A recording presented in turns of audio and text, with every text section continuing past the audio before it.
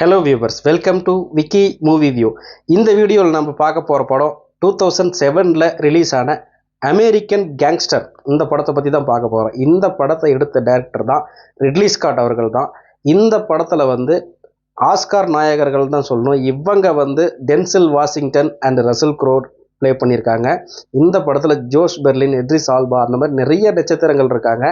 இந்த படம் வெளிவந்த டைமில் அந்த அளவுக்கு ஒரு சூப்பரான ஒரு வரவேற்பு. இந்த படத்துக்கு நிறைய விருதுகள் கிடைச்சிது. இந்த படத்தோட கதை என்னன்னு பார்க்கலாம் வாங்க.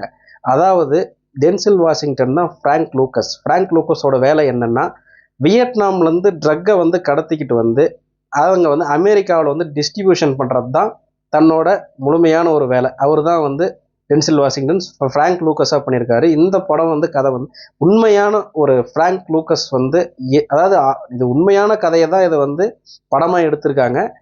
அது தகுந்த மாதிரி டென்சில் வாஷிங்டனோட நடிப்பு இந்த படத்தில் ஒரு அசாத்தியமான நடிப்புன்னு தான் சொல்லணும். அவரோட நடிப்பு அந்த அளவுக்கு இருக்கும். இந்த படத்தில் ஒரு வில்லனா எந்த அளவுக்கு தன்னை காப்பாற்றிக்கிறதுக்கு என்னென்ன பண்ணுறாரு அப்படிங்கிறது தன்னோட நடிப்பாலையோ ரிட்லி ஸ்காட்டோட direction and screen play presence அந்த அளவுக்கு சூப்பராக இருக்கும்.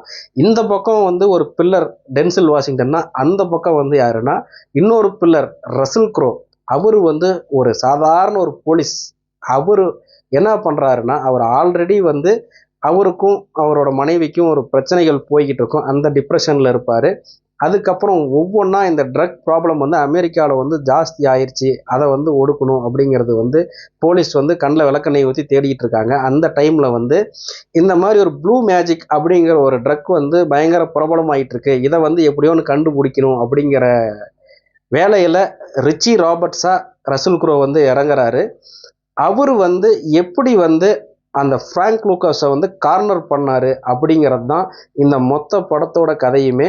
இந்த படம் பயங்கரமான ஒரு கேங்ஸ்டர் படம். அதாவது பார்த்தீங்கன்னா, அந்த ஃப்ராங்க் லூக்கஸ் அப்படிங்கிற ஒருத்த எப்படி ஒரு அடிமட்ட லெவல்லேருந்து மிகப்பெரிய ஒரு ட்ரக் லார்டாக எப்படி மாறினா, அதை ஆரம்பத்துலேருந்து அவன் என்னென்ன வேலைகள் பண்ணான், அவனோட தொழிலில் காட்டின ஒரு ஸ்மார்ட்னஸ் என்ன, அந்த தொழிலில் ஒரு பிரச்சனைகள் வரும்போது தன்னோட தம்பிகளையே அந்த தொழிலில் ஈடுபடுத்தி அதில் டிஸ்ட்ரிபியூஷனில் பண்ணியிருப்பான் அந்த ஃப்ராங்க் லூக்கஸ்.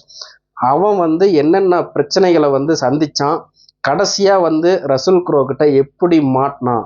அந்த ஒரு ஸ்க்ரீன் பிளே இது வரைக்குமே ரிட்லி ஸ்காட்டால் மட்டும்தாங்க எடுக்க முடியும். அவரோட டைரக்ஷன் எப்படியோ மனுஷன் ஒவ்வொரு சீனையுமே ஒரு படபடப்பாகவும் ஒரு பதட்டமாகவும் வச்சிருப்பாரு.